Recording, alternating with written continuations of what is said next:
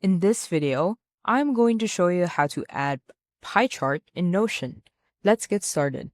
After successfully logging in into your Notion account and being able to access the homepage, the first thing that you want to do is you want to create a database, and within that database, you can actually transform the view into a chart or a graph.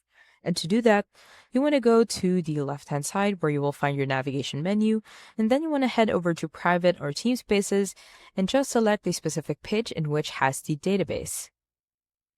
Within this one here, I actually have a database, but be sure that your database has a number that would actually look like this.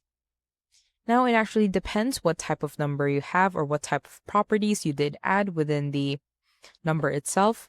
But in order to view this as a graph, you want to go to the top bar, and beside this table, you will see a plus sign. Just want to make sure to click on Add a New View. And then within here, you will be greeted with what type of view that you want to add. We want to do a pie chart, so click on Chart. And within here, we can actually edit the chart itself. And then what you can do is actually change the chart type.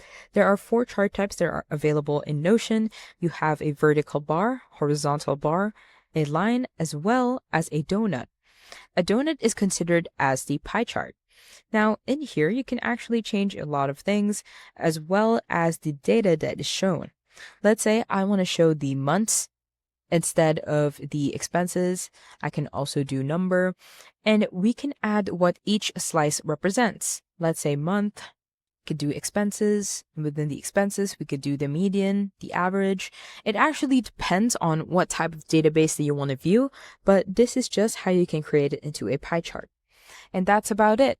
That's how to add pie chart in Notion. If you have any questions, please let me know down in the comments below, and I'll do my best to help you out.